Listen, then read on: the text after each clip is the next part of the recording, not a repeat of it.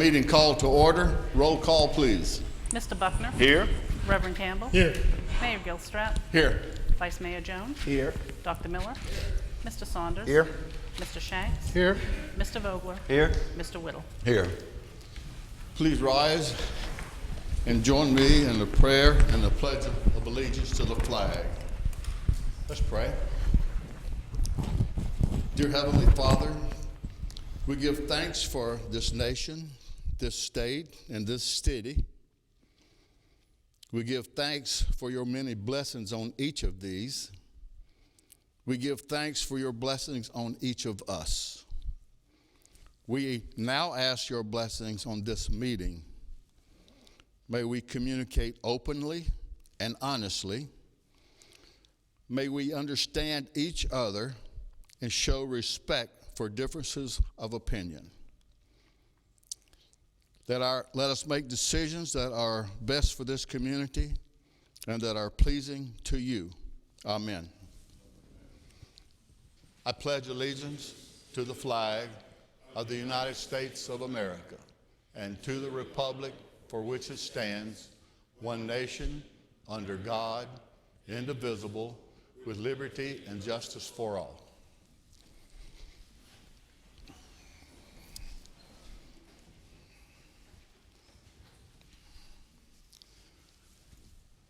Communications from visitors. Well, first of all, I skipped one. Announcements and special recognitions. Do we have a report tonight from the Danville, Pennsylvania Community Services? Is that tonight? You just here to. Well, thank you. Communications from visitors.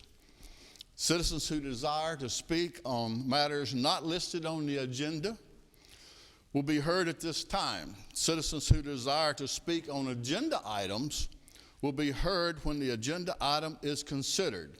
Let me remind each speaker that you shall clearly state your name and address, and let me remind you that each speaker shall have 5 uninterrupted minutes.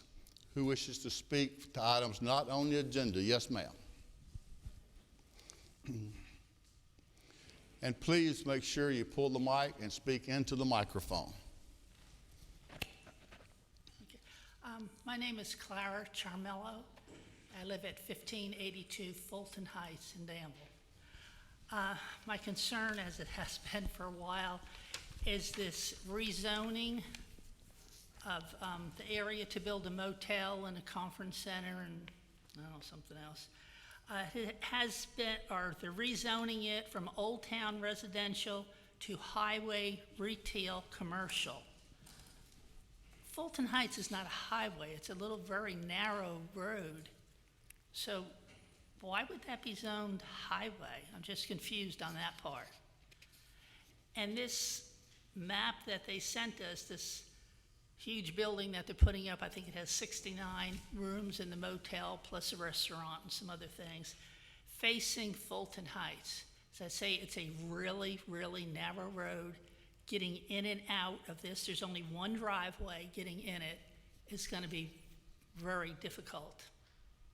It's going to stop us. Fulton Heights is a dead-end road. So those of us that live on the street, this is the only way our way out. And we already have a problem with the traffic coming off the bypass, which is right there. It runs into 86, just a few feet before Fulton Heights. So we have that heavy traffic coming there. And if we're going to have heavy traffic going into this motel, my question is, could the motel, rather than be, it's right on the corner of Route 86 and Fulton Heights, why could it not just be turned facing 86 and have the driveway coming in and out off 86 rather than have it coming in off Fulton Heights? It's still going to be a problem, but I don't think it would be as big of a problem. I'm also thinking of safety features. Heaven forbid there's ever fire. There's no way a fire engine can make that turn. I mean, they're a huge vehicle.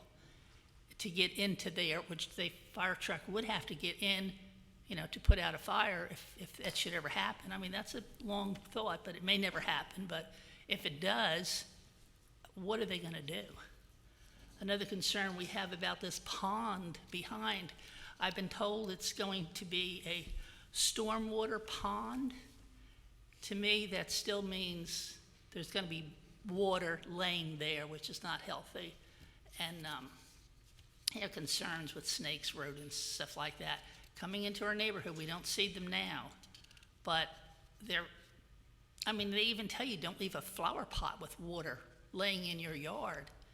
And this thing, I've been told it's only going to fill up when it rains. It rains a lot. So that's another concern I had. Let me see, what else the sign.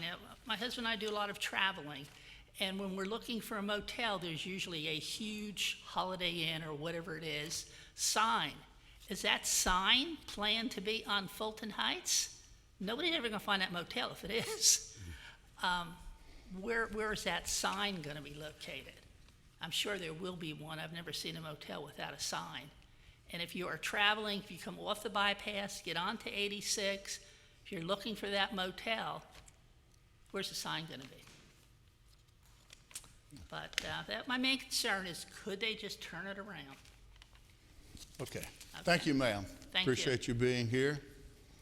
Anyone else wish to speak on a non-agenda item? Yes, sir.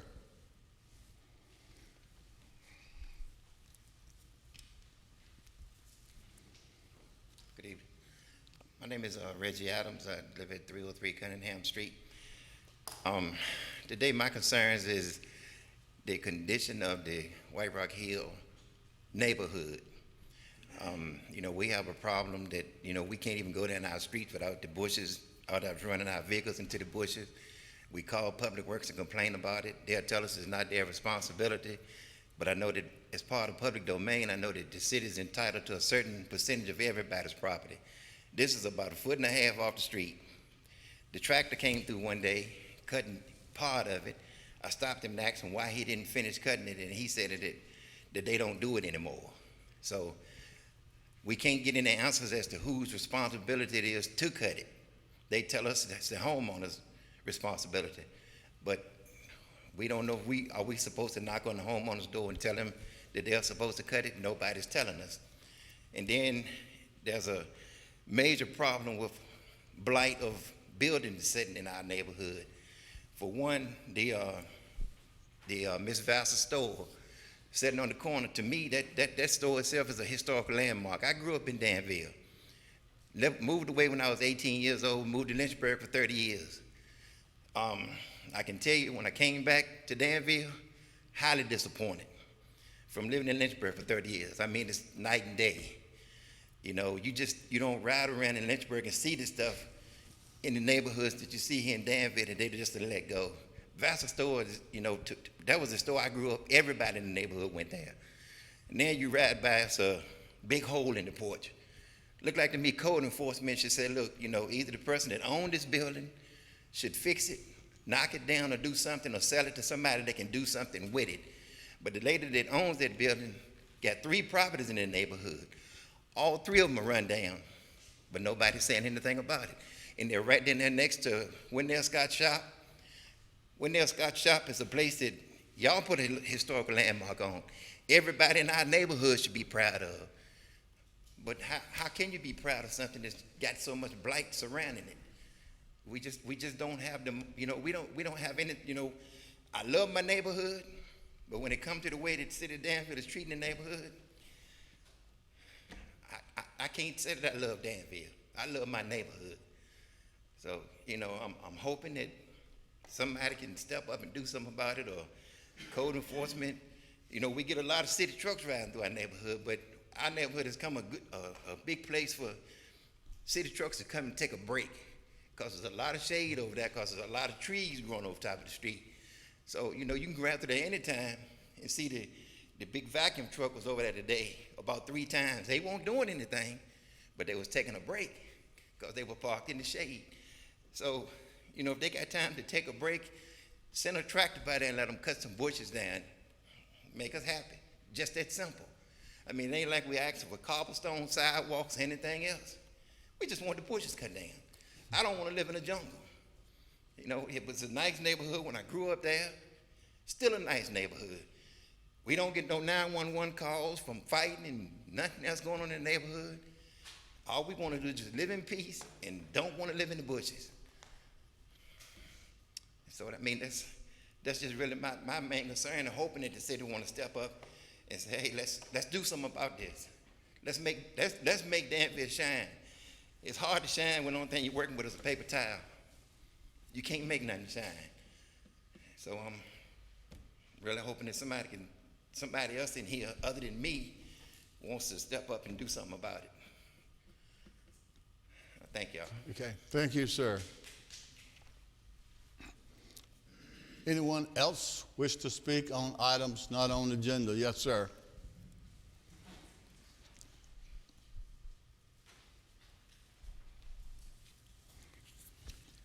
Good evening, Mayor and Councilman. I come to you tonight. My name is Bill Sawyers, Jr. I live at 144 Garden Grove Street, Danville, Virginia, and I come before you with a heavy heart. I come to state my case about the library books and what's taken place over there in the library in the last couple of weeks. And I just come as my constitutional rights and defend this document, and you people that are elected to these seats that you sit in are to uphold this Constitution. And it's a sad thing that we've come to the state that we've come in this country. And, I'd just like to start and make my statement. I didn't come for no argument. I just come for some answers, and I don't expect you to give them to me tonight. I have a meeting tomorrow at 2 o'clock with the city manager, and he called me at 5 o'clock this afternoon, but I want to state my case before this body. In today's paper, the city came out and gave their account about what's going on at the library. I'm going to tell you what I know. City Manager Ken Larkin says there is absolutely no conspiracy to target certain subjects and to remove them from the collection, and the evidence would bear that out, Larkin said. Then give me the answers to my questions. Last Tuesday and Wednesday, I went over and I spoke with Mr. Zabakati and Jessica Austin, and I asked some simple questions, and all I got was hostility and no answers to what I asked. If the evidence will bear out what Mr. Larkin says, answer my questions that were put to Mr. Zabakati and Jessica Austin last Tuesday and Wednesday. I asked for book titles on a particular shelf, books I looked at a month ago, authentic Civil War books by writers of that period of time, to get information. He declined and said they were gone. Books are logged in and out. That should not have been the answer, unless log books were trashed and thrown out too. If that's the case, to me, that's the cover-up and the conspiracy. And they say that it's gone, not on the computer. But it may be gone off of that computer, but there's a hard drive somewhere. Another simple question I was to ask Jessica Austin for a court account on books of Civil War that were disposed of. She refused. The answer is simple. The logbook would give the answer. It is called accountability. I know where 75 of the books are at, and they're not torn and tattered. They're new books. And there were more at the farmer's market that were removed and brought back to the library this past weekend, according to reports that I had. The United States Constitution gives me the right to ask government officials for truthful answers to public questions on my government's actions for all the people, not just me. When it comes to removal of U.S. history from the library, it needs to be known by this body and the public before it's taken out. Civil War history is a fact. Danville, Virginia is the last capital of the Confederacy until Jesus Christ comes, which is going to be soon. That museum on West Main Street is going to be the last capital of the Confederacy. That's a hallowed ground. That's a part of our history and our establishment. Regardless of who hates it or rejects it or say what they will, it's a fact. It is a sad thing that we as a country and as a city have to cry out against such atrocities. And I close with this Bible verse. The Bible says in Proverbs chapter 22 and 28, remove not the ancient landmarks which thy fathers have set. I thank you for your time, and I expect some answers. Thank you, sir. Anyone else wish to speak to an item not on the agenda?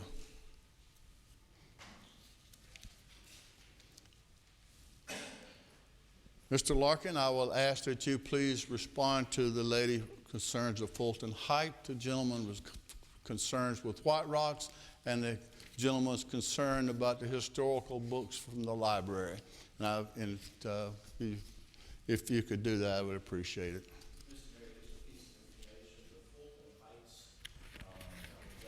The matter will be on your next agenda as Right. well, with public hearing and things like that. Right. So.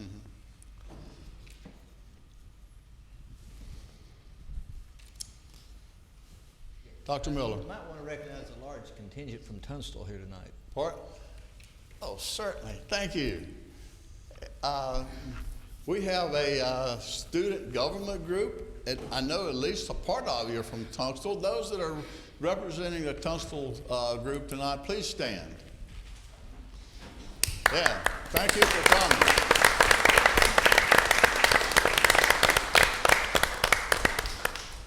Thank you.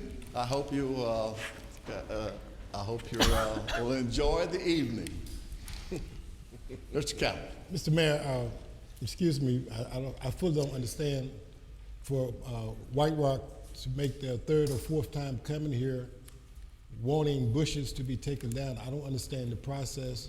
Well, If there is a shifting, maybe I'm missing something.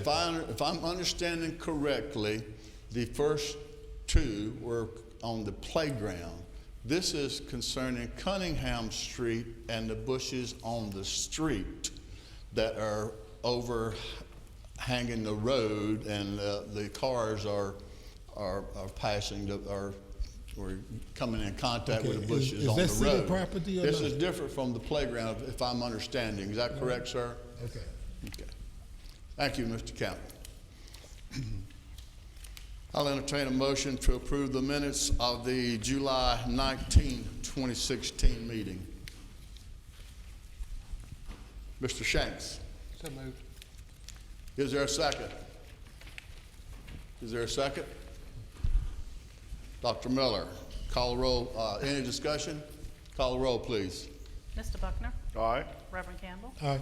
Mayor Gilstrap, Aye. Vice Mayor Jones, Aye. Dr. Miller, Aye. Mr. Saunders. Aye. Mr. Shanks. Aye. Mr. Vogler. Aye. Mr. Whittle. Under new business, A, consideration of adopting an ordinance to provide funds for a challenge grant from the Virginia Commission of the Arts. Mr. Mayor, Yes. I move. Go ahead, Mr. Vogler. Mr. Mayor, I move we adopt an ordinance amending the fiscal year 2017 budget appropriation ordinance to provide for a Virginia Commission for the Arts grant in the amount of $5,000 and to provide for the local share in the amount of $5,000 for a total grant of $10,000. First reading. Is there a second to the motion? Mr. Buckner, first reading. B, consideration of approval of a resolution to apply for funding for the new Freedom of Operating Funds and consideration of adopting an ordinance to appropriate funds for transportation service improvements. I guess we'll take these one at a time. First, the resolution. Is there a motion? Councilman Campbell. Mr. Mayor, I move for motion of resolution confirming the ratifying the filing of an application by the city to the U.S. Department of Transportation for the new Freedom Operating Funding under the Federal Transit Act as amended, and to provide the local share facilitating the transportation needs of persons with disabilities. Is there a second? Mr. Shanks. Any discussion on the resolution? Yes, sir. Mr. Shanks. Yearly, we have applications like this from the city transportation. And yearly, I get phone calls about why the city is spending money advertising in Spanish and English. And I just would like it to say then it's my understanding that's required as part of the paperwork for these applications. And the public needs to know that. And if that's not true, I would ask that the city manager or Mr. Ottoman correct me if I'm wrong. I think you're correct, but I'll refer to Mr. Larkin. I'll ask our Transportation Director, Mark Adelman, to come up and answer that. He's very familiar with all the minutia of the federal and state regulations. It's a federal regulation. That's all I wanted to hear. I appreciate the public wants to know. Thank you. Excellent. Okay. Any other discussion? Call the roll, please. Reverend Campbell, Aye. Mayor Gilstrap, Aye. Vice Mayor Jones. Aye. Dr. Miller. Aye. Mr. Saunders. Aye. Mr. Shanks. Aye. Mr. Vogler. Aye. Mr. Whittle. Aye. Mr. Buckner. Aye. Is there a motion on the ordinance? Mr. Shanks. Yes, Mayor, I move for adoption of an ordinance amending the FY 2017 budget appropriations ordinance to provide for additional federal and state mass transit operating funding and cash fares for the purpose of providing public transportation services improvements for seniors and persons with disabilities for a total appropriation of $153,859. Second, Mr. Buckner, first reading. Item C, consideration of approval of a resolution to authorize an application for state transportation grants. I open the public hearing.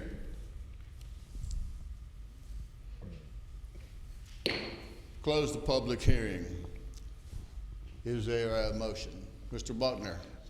Mayor, I propose we adopt a resolution authorizing an application by the city to the Virginia Department of Rail and Public Transportation for grants for operating and capital costs for public transportation for the fiscal year 2017. Is there a second to the motion? Dr. Miller, any discussion? Hearing none, please call the roll. Mayor Gilstrap. Aye. Vice Mayor Jones. Aye. Dr. Miller. Aye. Mr. Saunders. Aye. Mr. Shanks. Aye. Mr. Vogler. Aye. Mr. Whittle. Aye.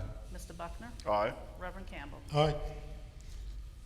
Item D, consideration of approving a resolution to file an application to the United States Department of Transportation. Open the public hearing. Anyone wish to speak? Hearing none, public hearing is closed. What's your pleasure, council? Councilman Vogler. Mr. Mayor, I move we adopt a resolution confirming and ratifying the filing of an application by the city to the U.S. Department of Transportation for a grant under the Federal Transit Act as amended. Is there a second to the motion? Reverend Campbell. Any discussion? Hearing none, please call the roll. Vice Mayor Jones. Aye. Dr. Miller. Aye. Mr. Saunders. Aye. Mr. Shanks. Aye. Mr. Vogler. Aye. Mr. Whittle. Aye. Mr. Buckner. Aye. Reverend Campbell. Aye. Mayor Gilstrap. Aye. Item E, consideration of adopting an ordinance to amend the fiscal year 17 budget to provide for aviation maintenance grant funds. What is the council's pleasure?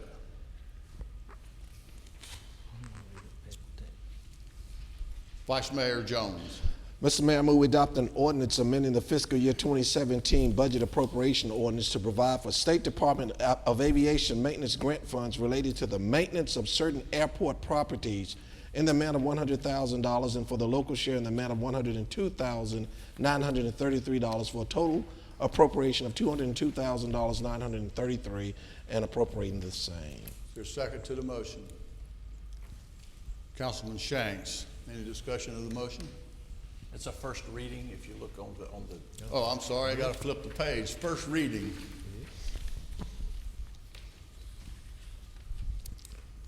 Item F, consideration of adopting an ordinance to amend the fiscal year 17 budget to provide for capital funding for building and parking lot improvements. Councilman Count. Mr. Mayor, I move for adopting an ordinance amending the fiscal year 2017 budget appropriation ordinance to provide for the federal and state transit capital funding for the purpose of building and parking lot improvements for the Danville traffic system in amount of $1,325,000 and appropriating the same. Is there a second? Councilman Shanks, first reading. Comment, Mayor? You certainly may. A lot of these first readings usually sometimes get put on the consent agenda at the next meeting. So I'd just like to point out or compliment Mr. Adelman for putting this funding request together. It's important that the public realizes what an important project this is in terms of our outdated facilities. But not only that, Mr. Adelman has worked through the paperwork to get 96% financing by others. And I think that's a tremendous asset for the city, and I appreciate your hard work on that. Thank you. Item G, consideration of approving a resolution for the fiscal year 17 and fiscal year 18 performance contract with DPCS. What is your pleasure? Vice Mayor Jones. Mr. Mayor, I move we adopt an ordinance amending the fiscal year 2017 budget appropriation ordinance by appropriating Comprehensive Services Act funds and providing local matching funds for a total amount of $4,692,432. First reading.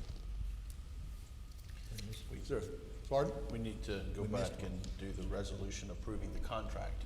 G. We missed one. I'm sorry. Okay, item G is, I think I read that, is for approval of the contract, performance contract. Mr. Mayor, I move we adopt the resolution approving for fiscal year 2017 and fiscal year 2018 performance contract for Danville, Pittsylvania County Community Services. Is there a second to that?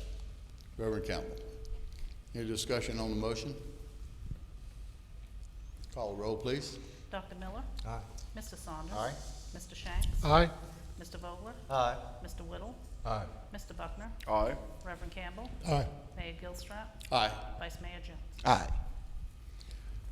And now, consideration of adopting an ordinance to amend fiscal year 17 budget to appropriate Comprehensive Services Act. Vice Mayor Jones. Mr. Mayor, I move we adopt an ordinance amending fiscal year 2017 budget appropriation ordinance by appropriating Comprehensive Service Act funds and providing local matching funds for a total amount of $4,692,432. Dr. Miller, seconds. First reading. First reading. Aye. Consideration of adopting an ordinance to amend fiscal year 17 budget for project funds from the U.S. Department of Housing and Urban Development. What's the council's pleasure? Councilman Vogler. Mr. Mayor, I move we adopt an ordinance amending the fiscal year 2017 budget appropriation ordinance for projects to be or being undertaken to improve the Danville community financed with Community Development Block Grant Home Investment Partnership Funds from the U.S. Department of Housing and Urban Development and estimated program income for a total appropriation of $1,284,688. First reading. Second. Mr. Buckner. Any comments? Hearing none, we'll go to communications. First from City Manager. I have nothing this evening. Thank you, sir. Thank you. Deputy City Manager. Good. City Attorney. Nothing this evening, Mr. Mayor. Thank you. City Clerk. Nothing, sir. Roll call, please. Mr. Saunders? Nothing. Mr. Shanks? Yes, I just have one item. I see Mr. Gould from the school board is in the audience tonight, and I'm sure there are others watching. I want to congratulate the Galileo School for winning another national award this week. The award was Beating All Odds. It is an award that takes into account the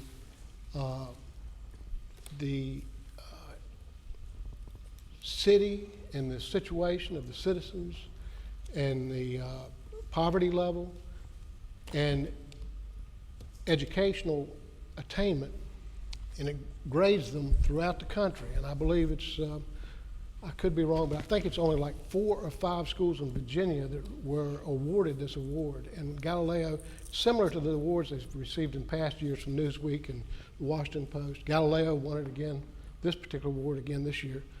So I think it was just last year that Galileo won the Blue Ribbon School Award by the National Department of Education. So Galileo is a bright spot that we need to always appreciate. And of course, not meaning to be just looking at Galileo, GW's had some wonderful successes as well, but Galileo seems to do well on these type of reports that are issued by the Post and national media across the country. And I would like to congratulate Dr. Stanley Jones, who is here tonight, and Mr. Gould with the school board, and all the students, all the students. Jeff Hubbard?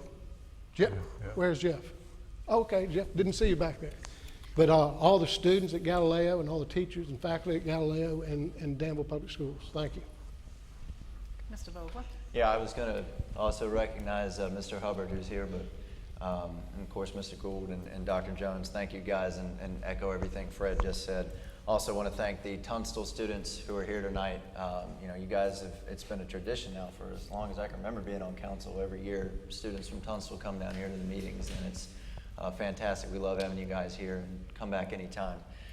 I want to point out we've got Steve Del Giorno in the audience tonight, who's doing a lot of great things. We already know about 616 and the great new project in the former Exxon station that's coming on West Main, and a lot of great things happening. And Steve, in case you're wondering, that crazy person that was blowing the horn at you on North Main today, that was me. So that was me now. And lastly, I just want to close by saying that a lot of you guys know I'm a big Elvis Presley fan, and today, of course, marks the 39th anniversary of the passing of who I believe is the greatest performer of all time. And so with that, Mayor, I'd just like to close by saying thank you. Thank you very much. You copy your moves after Elvis. Swivel the hips. Mr. Whittle? Oh, yeah, I just want to thank everybody for showing up, and it makes a difference if you get up and speak and participate. We appreciate everybody being here. And the Cancer Association had a great fundraiser on Saturday night. Thank you. Mr. Buckner? Yeah, I'd also like to welcome the Tunstall class, and hope you guys gathered something tonight that you can take back with you. It's excellent having you here with us, and please come back anytime. We really enjoy having you. My heart and prayers go out to all of my friends and family at Goodyear. Of course, all of you know there's been another tragedy out there this past week, and just keep them all in your thoughts and prayers. And I also would like to congratulate Intertape Polymer Group. They received an award from NASCAR and the EPA for reducing energy usage by more than $35,000 a year. They came to Danville in 1987 and employ over 300 people. Congratulations, guys. Keep up the good work. That's all, Mayor. Reverend Campbell? Nothing tonight, Mr. Mayor. Mayor Gilstrap? I too would like to thank everyone for attending and watching on TV. I too would like to recognize the Tunstall students. I hope it was an interesting evening for you. My condolences also to the Goodyear family, and my condolences also to the 3-year-old that was accidentally shot. That's all. Thank you. Vice Mayor Jones? Just want to thank those who participated with College Bonanza, the mayor, myself, the superintendent. Mr. Hubbard was there. Mildred Richardson and the entire team did a phenomenal job at O.T. Bonner. And lastly, Mr. Mayor, you talked about we give thanks in your prayer. Just want to say that I've had the opportunity to visit some schools. We were at Woodbury, Mr. Hubbard and myself, for the opening with Better Together, and the schools are looking fantastic. Superintendent and everyone who was here, thank you all so much. Thank you, Mr. Mayor. Dr. Miller? Yeah, welcome Tunstall, and by the way, council members, they need their books signed, so don't leave here without doing it. Condolences to family and friends of Goodyear. That was a tragic industrial accident. We've just been hit with a plethora of these accidents, and you know, when Goodyear cries, Danville cries, and we hurt, and we condolences to the family. And the other thing is be safe out there. I myself have admitted or consulted on 5 patients in the last 2 weeks who had heat stroke. People getting out, not keeping themselves hydrated. 80-year-old man goes out and mows his yard at 2 o'clock in the afternoon, doesn't drink fluids, passes out. I mean, you got to use common sense. This heat is oppressive. People die. And it can hit any age. Another one was only 39 years old. So be safe out there. Try to work, if you can, before 10 and after 4. But people die of heat stroke. Thank you.